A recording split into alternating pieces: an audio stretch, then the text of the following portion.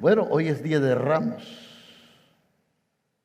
el día en que Jesús entró a la ciudad de Jerusalén.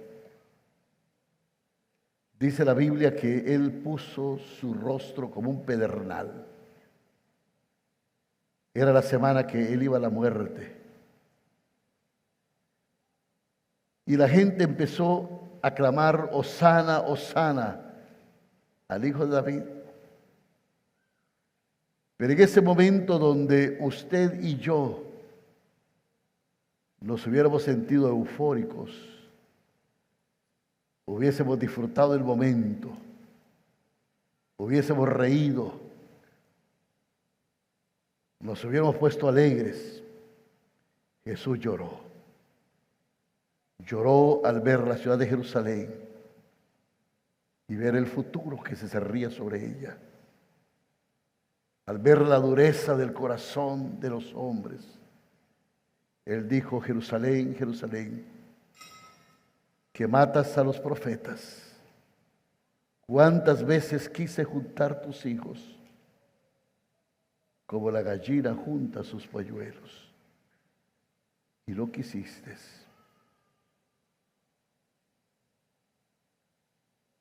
Y ciertamente Jesús no se equivocó, porque no pasó esa generación sin que la ciudad de Jerusalén fuera destruida hasta su templo. Pasaron arados sobre ella, de tal manera que no quedó piedra sobre piedra.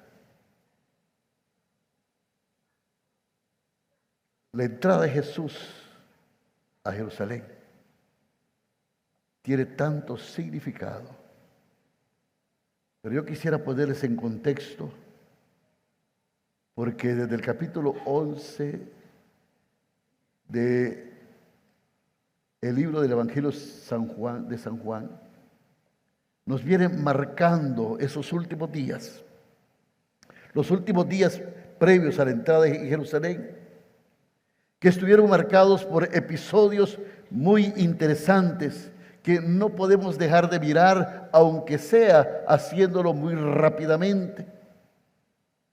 Basta decir que dos de los más importantes estuvieron relacionados con Lázaro, un amigo personal de Jesús, y con un publicano llamado Zaqueo.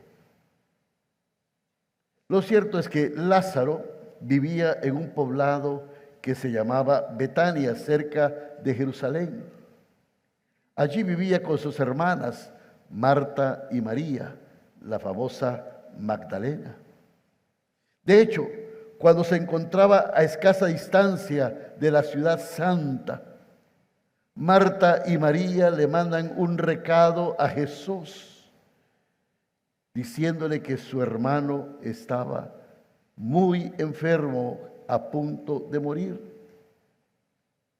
Ahora bien, los ánimos de los discípulos no debían pasar un mejor momento, porque cuando Jesús se acercaba a Betania, algunos de ellos, como Tomás, pensaba que ellos corrían un gran peligro de muerte.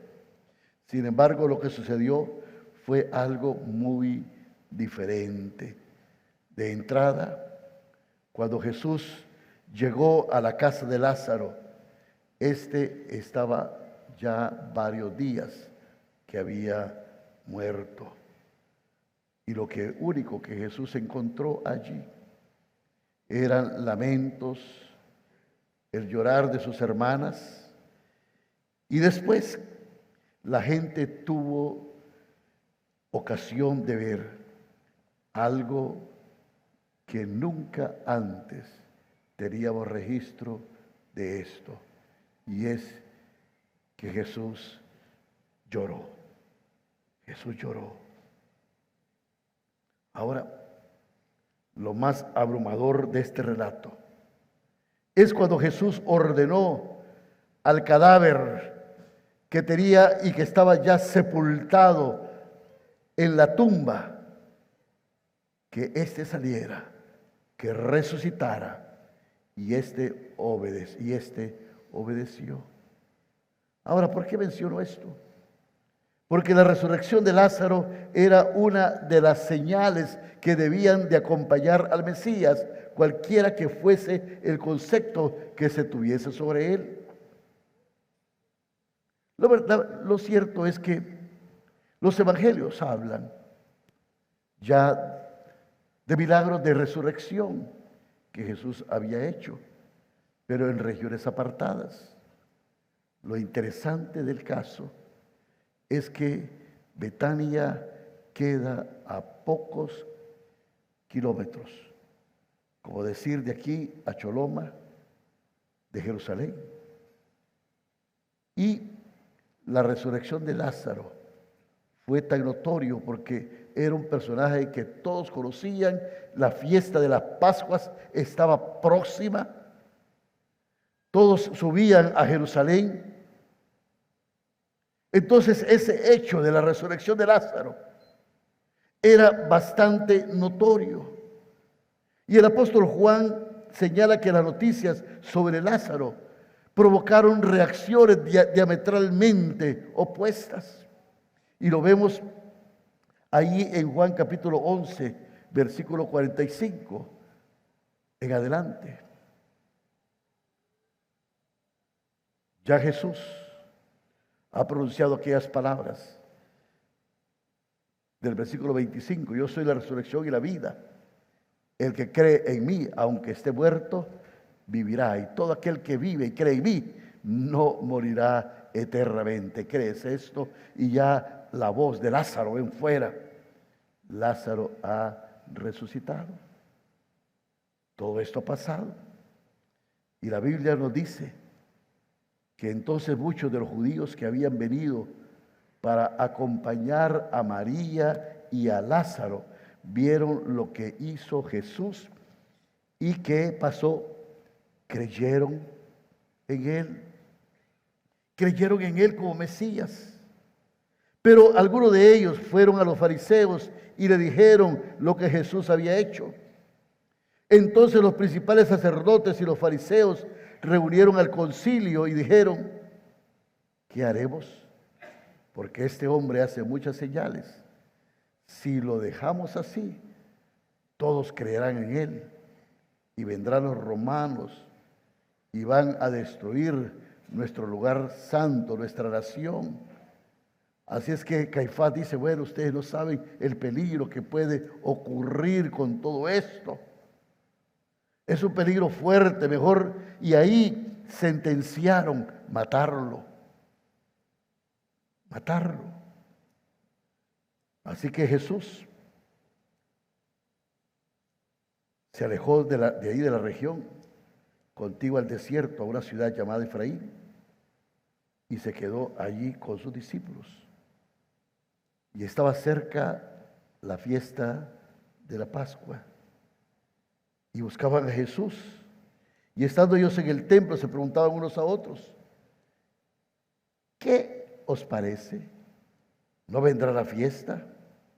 Y los principales sacerdotes y los fariseos habían dado orden de que si alguno supiese dónde estaba, lo manifestase para que lo prendiesen. Eso lo que dice la palabra de Dios ahí, versículo último 57. Ahora bien, el otro relato que está ligado, previo a la entrada de Jesús a Jerusalén, es el episodio con Zaqueo, que encontramos en Lucas capítulo 19, versículo 1 al 10. Y es que Jesús iba entrando a la ciudad de Jericó, y pasando por esa ciudad, sucedió que un hombre que se llamaba Zaqueo, que era jefe de los publicanos y rico, procuraba ver quién era Jesús, Pero él tenía un problema, había una multitud muy fuerte y él, pues como no era muy querido, le daba miedo acercarse mucho a la multitud. Pero el otro problema era que era chaparro. Y por más que se empinaba, por causa de la multitud, no podía verle. Así que se subió a un árbol de sicómoro. Pero ni Jesús había renunciado a querer ver a Zaqueo, ni tampoco Zaqueo no haría nada de quedarse con los brazos cruzados por no verle. Ahora bien, ¿por qué es trascendente este hecho? Si nosotros leemos el pasaje bíblico, vemos allí que si lo vemos desde un concepto, desde una cosmovisión, vamos a decir, cristiana evangélica de estos tiempos, que un pecador, que un hombre que es corrupto, que se ha hecho rico, que es un lacayo del imperialismo, que tenía esclavizado al pueblo de Israel en aquel tiempo, se convirtiera al Señor, que la conversión fuera tal que se despoja de todo lo robado, lo devuelve a los pobres, mucho más. Y como dice los últimos versículos, el versículo 9 y 10, Jesús va a su casa, entra a su casa, se regocija, ven la conversión y dicen: hoy ha llegado la salvación a esta casa, por cuanto él también es hijo de Abraham. Aleluya, gloria a Dios, qué lindo. Pero para el judío nacionalista, esto constituía algo que se rascaba en la cabeza. ¿Cómo es posible que ese lacayo del imperialismo, ese corrupto, esa persona odiada, podía tener relación con el Mesías? ¿Sería este el Mesías realmente? Verdaderamente. Resucita muertos. Pero es como que viene a juzgar a esta gente, a aniquilar al imperio. O viene a reunirse con ellos, a hacer amistad con ellos. ¿Qué está pasando? Este es el contexto que se está dando aquí. Esto es lo que está pasando previo a la entrada de Jesús a Jerusalén. Así es que en el año 30 después de Jesucristo y 2 días del inicio de la semana de la Pascua,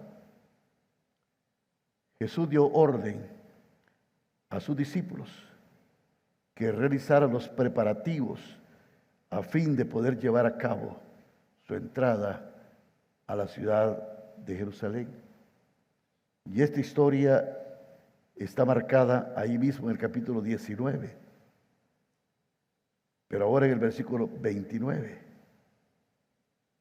Y la Biblia lo narra de la siguiente manera. Y está hablando ahí que al acercarse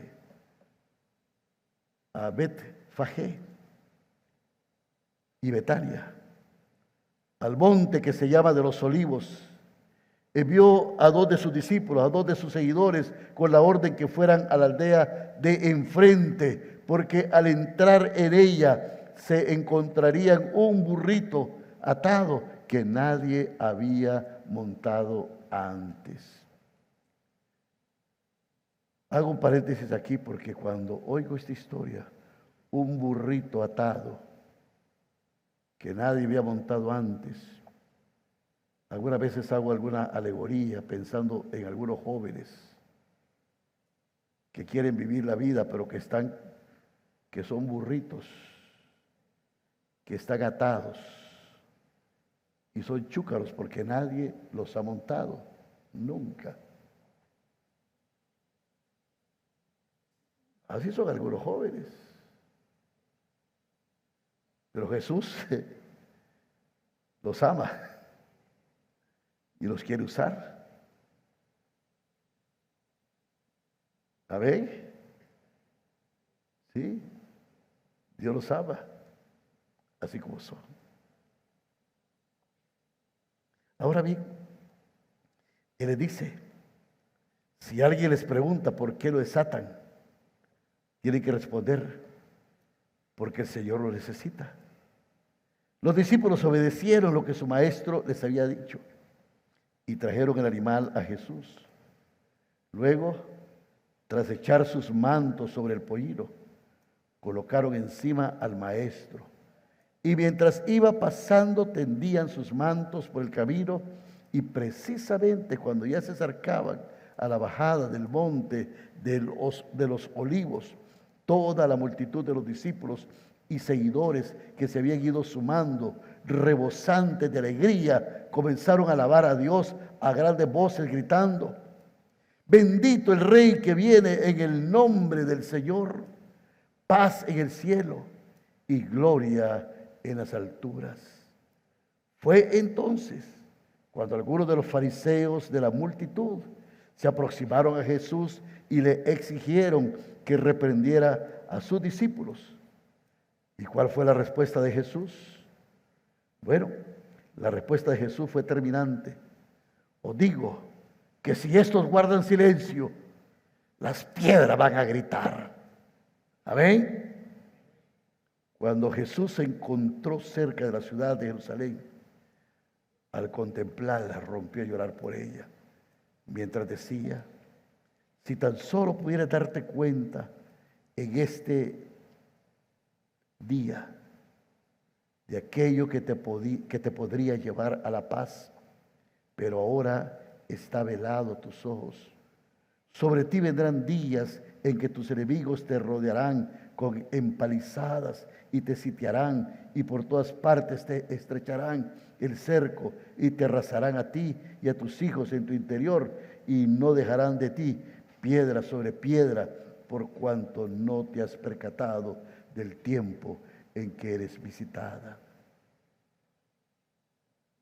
Aquel domingo en que Jesús entró en Jerusalén, incluso dice la Biblia más adelante, en los versículos siguientes, que se acercó al templo donde atendió a algunos enfermos y escuchó muchas quejas de la gente sobre las aclamaciones que él le dirigía a la multitud. Ahora bien, consciente de que su situación en la ciudad distaba mucho de ser segura, Jesús regresó a Betania para pasar allí la noche.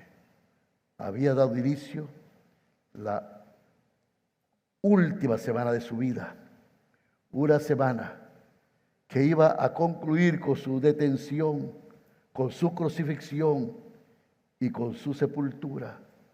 Una sepultura que el domingo quedaría vacía, porque no podía seguir entre los muertos al que está vivo. Hermanos, hoy comenzamos Semana Santa con la festividad del Domingo de Ramos. Bueno, para algunos lo que trae esto es el campanazo para comenzar unas buenas vacaciones, para irse a relajar a las playas, para irse a disfrutar de la vida, para ir a bailar sopa de caracol, a saber dónde. Y yo no sé qué tiene la sopa de caracol con la playa. Para ir a bailar, mami, ¿qué quiere el negro?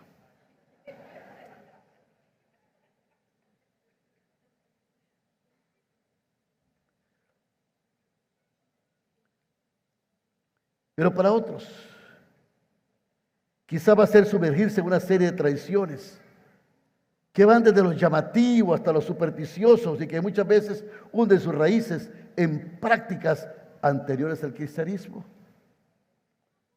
Con todo respeto de cualquiera de estas posturas, tenemos que poner atención y cuidado. El recuerdo de la entrada de Jesús en Jerusalén, porque la entrada de Jesús a Jerusalén tiene que hacernos reflexionar sobre diversas cuestiones aquí presentadas. En primer lugar, la entrada de Jesús en Jerusalén estuvo cargada de un contenido profundamente mesiánico. Ustedes recuerdan a Juan el Bautista, que él presentó a Jesús. Él dijo: detrás de mí viene uno que no soy digno de desatar la correa de sus zapatos. Y es necesario que él crezca y que yo mengüe. Y presenta al Mesías como alguien que va a venir a poner el hacha sobre la raíz. Y dice: generación de víboras, ¿quién te enseñó a escapar de la ira de Dios? Y cuando Jesús viene a hablar de amor, viene a sanar los enfermos, viene a dar libertad al oprimido, a levantar al cojo, a anunciar el día agradable y la paz de Dios. Y hasta Juan se confunde, porque no es el Mesías que están esperando.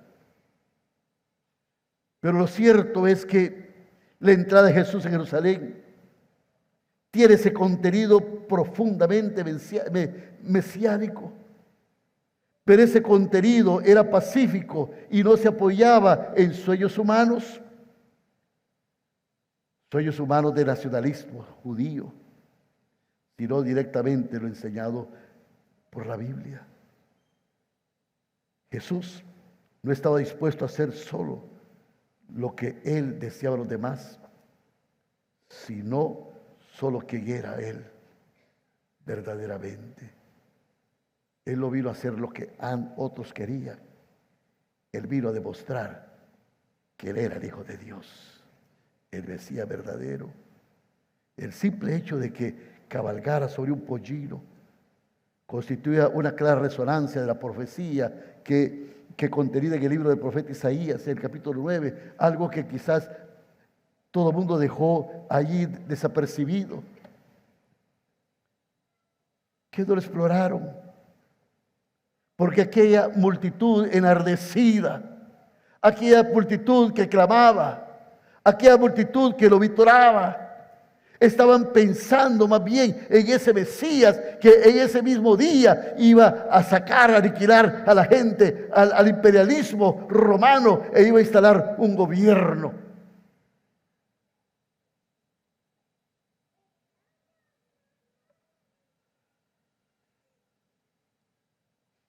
Pero ya Isaías, en el capítulo 9, un texto que por añadidura aquí se presenta como un Mesías pacífico, que no solo derramaría sangre, sino que pondría punto final a las guerras. Así es que, hermanos, la gente esperaba otra cosa, pero Jesús sí viene como Mesías, pero no como el Mesías que confunde al nacionalista judío, a la persona que venía a pensar que él venía en son de guerra.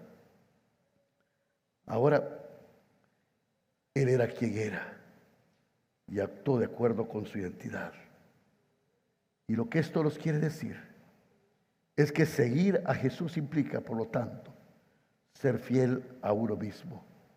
Implica no dejarse arrastrar por la aclamación o por las amenazas. Implica no desviarse del camino trazado, el camino que es recto. Implica que el cristiano debe ser en todo momento y en todo tiempo un verdadero representante de Cristo Jesús, seguir ni a derecha ni a izquierda, sino por el camino que Cristo marcó. En segundo lugar, Jesús fue consecuente con su visión por encima de la opinión de los demás. Y esto dice mucho de su carácter. el que no se dejaba arrastrar por el entusiasmo. Ahí donde usted y yo hubiésemos reído, ahí donde nos hubiésemos emocionado, ahí donde lo cargan en hombro y dicen ¡hurra! Jesús no se dejó arrastrar por nada de eso.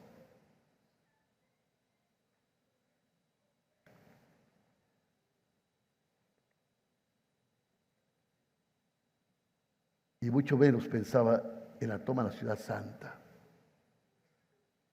como muchos habían ansiado. Por el contrario, Jesús estaba convencido, tal y como le enseña la Escritura acerca del Mesías. Del Mesías siervo, por ejemplo, en el capítulo 53 del profeta Isaías, que habla que el Mesías iba a ser rechazado. No es que iba a ser aclamado. Jesús no se dejó llevar por eso. Jesús, cuando vino aquí, Él no vino a engañar a nadie. Él dijo: el que quiera venir en pos de mí, ¿qué dice? Niéguese a sí mismo, tome su cruz cada día y sígueme. Él no vino a engañar a nadie. Así que seguir a Jesús implica, por lo tanto, no tener en cuenta el rechazo de los demás, sus calumnias o las amenazas. Implica mantener la fidelidad, la verdad a cualquier costo. Implica defender la libertad y el bien.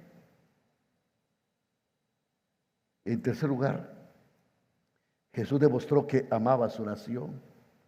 ¿Alguien puede ayudarme? Si me le puede bajar un poquito el aire aquí. Yo siento mucho calor. En tercer lugar, Jesús demostró que amaba su nación.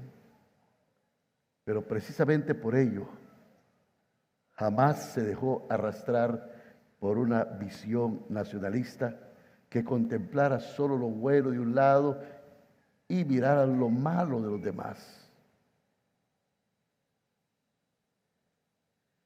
Hermanos, ser un conocedor de la realidad nacional. Jesús era esto. Cuando Él contempla la ciudad de Jerusalén, que no había sabido ver la oportunidad que le brindaba a Dios, Jesús se sintió embargado por el pesar. No abrigaba la menor duda de que, visto el comportamiento de sus compatriotas, no más podía esperar que la destrucción, que la muerte. Algunas veces estamos tan embelesados en ver una parte, en poner nuestra confianza en las cosas que miramos, en una sociedad que cada día viene en un caos terrible, que se viene degradando terriblemente, y en lo único que ponemos nuestra esperanza es verlo bien en unos pobres muchachos que se van a jugar un partido de fútbol, pero que a la final esta esperanza se muere porque lo golearon.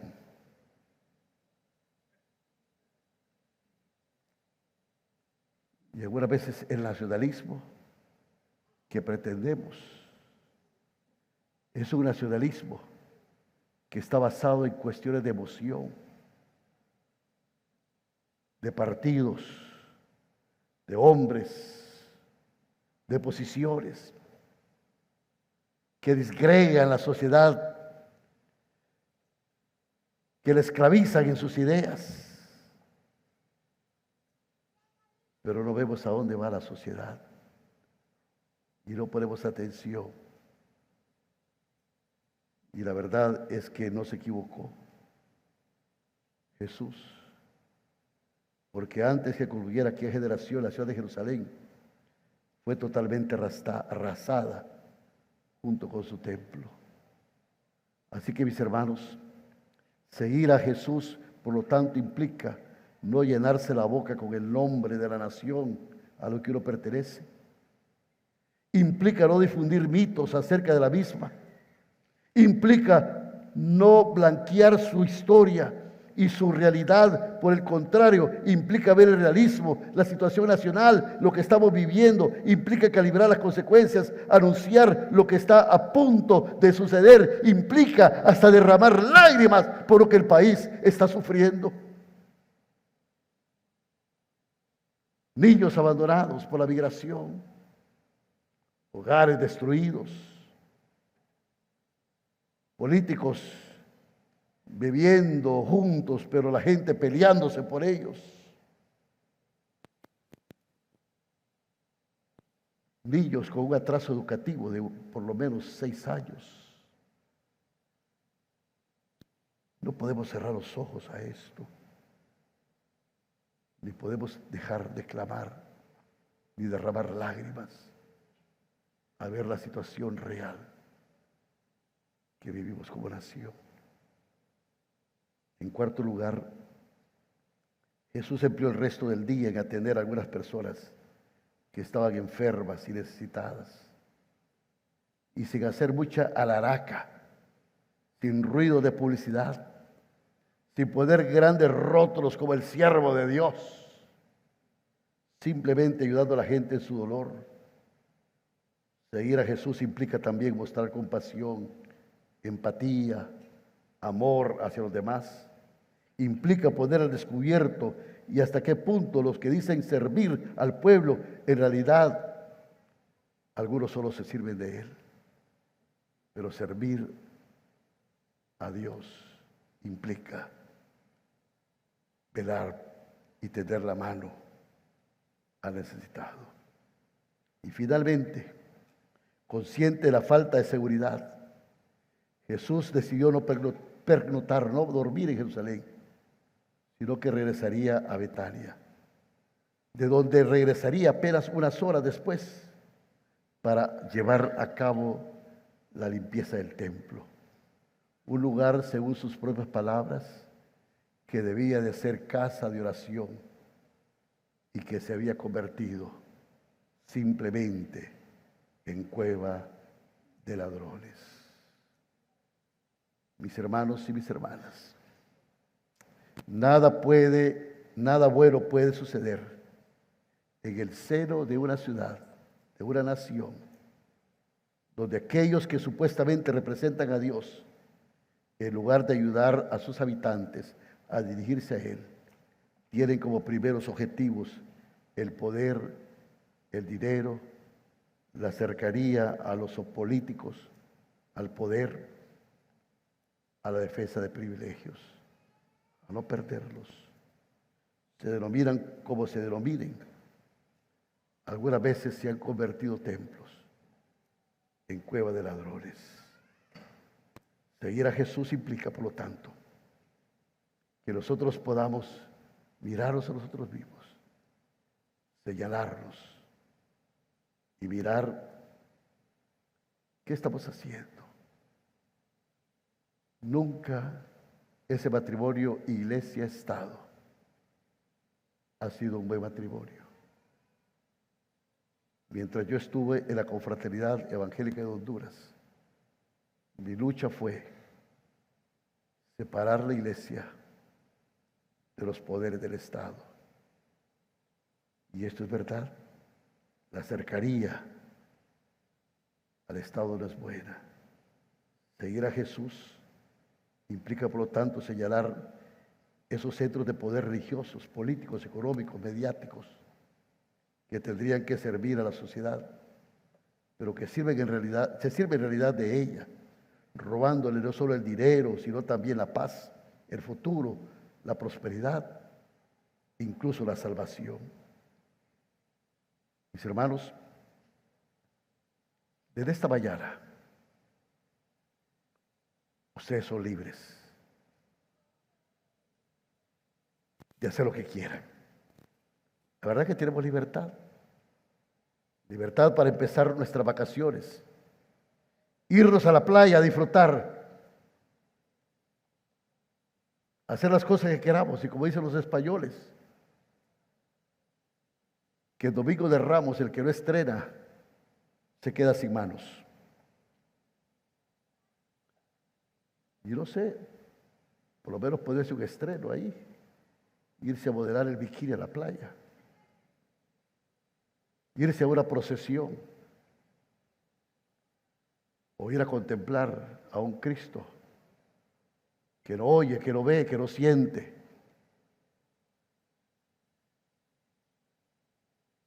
Y como no tiene pies, los tiene que cargar. Usted tiene libertad de hacer lo que quiera. Pero si usted es verdaderamente un hijo de Dios, la entrada de Jesús a Jerusalén nos tiene que hacer reflexionar cómo vamos a celebrar Semana Santa, qué vamos a hacer, cómo nosotros vamos a implicarnos en esto, qué cosas vamos a reflexionar. ¿Cuál es la mejor forma de conocer y de amar a Dios? Vamos a valorar el sacrificio que Cristo hizo en la cruz del Calvario. Lo que yo quiero es que solo reflexione sobre la necesidad de vivir una vida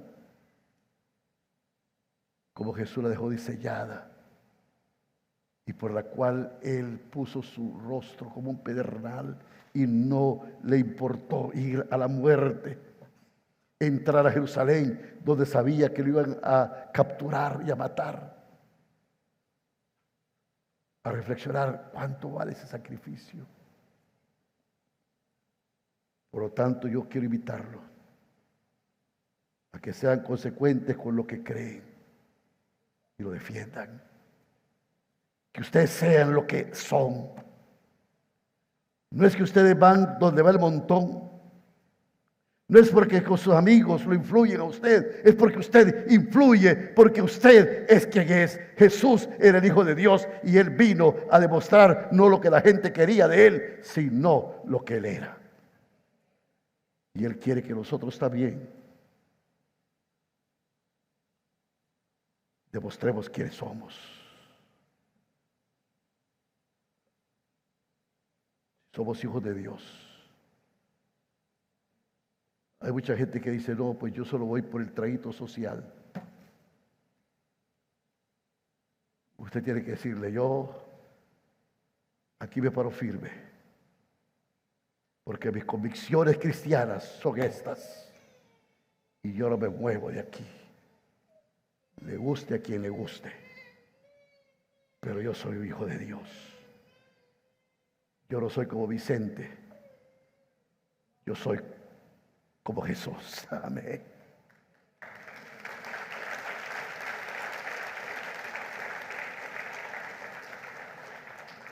Sí les invitamos a que no busquen el éxito, el egoísmo o la repercusión social, sino que por lo contrario, tiendan su mano al que sufre y se encuentran solos. Sí los invitamos a que amen nuestra nación, pero no para ser necios, que hacen y se empequeñecen con cosas de hombres para querer liberarla, sino que verdaderamente lloren por esta ciudad, lloren por esta nación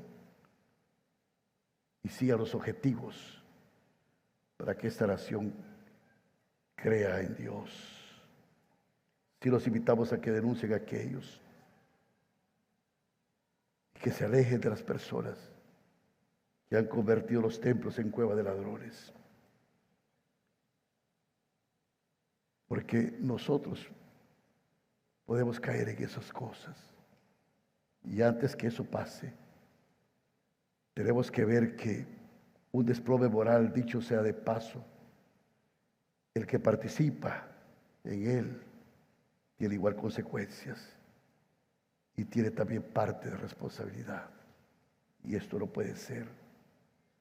Si les invitamos finalmente a que se vuelvan a Dios, porque hemos llegado al punto en que, mis hermanos, lo crean o no lo crean, Cristo es la única esperanza que tiene esta nación.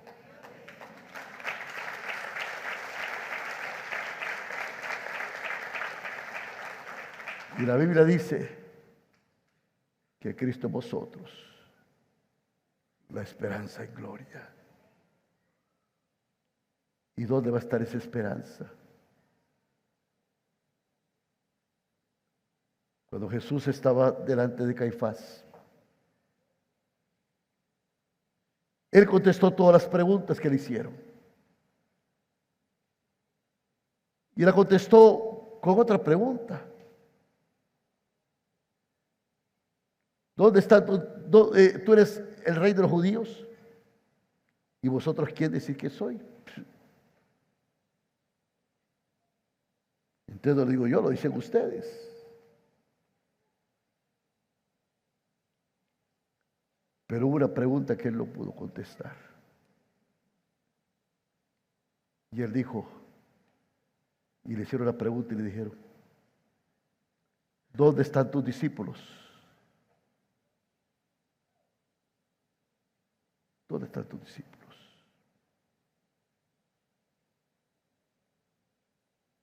Y el diablo sigue haciendo esa pregunta. El camino a Jerusalén nos marca a que reflexionemos. Y hoy comenzamos Semana Santa. Usted es libre para hacer lo que quiera. ¿Y dónde están tus discípulos? Muchos andarán en tradiciones. Muchos andarán en la playa. Muchos queriéndose relajar del diario vivir. Se irán a lugares donde no quieren saber nada de nadie, donde se van a desconectar del mundo.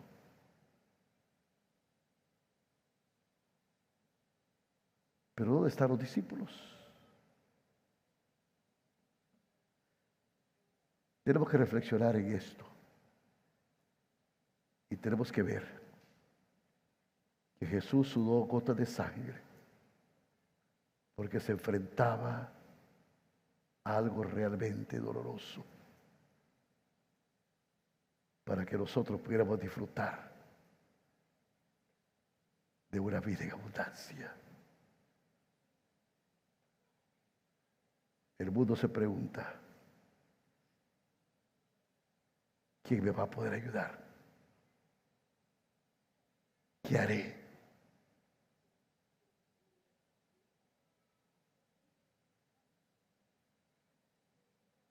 Y el profeta decía, ¿quién enviaré? ¿Quién irá? ¿Dónde están los discípulos de Jesús? Mis hermanos, este discípulo va a estar en manantial de vida este jueves, gozándose la presencia de Dios y alabando su nombre y adorando a un Cristo vivo, porque al Cristo vivo sirvo y voy a estar en su presencia. Feliz Semana Santa. Que Dios les bendiga a todos. Amén.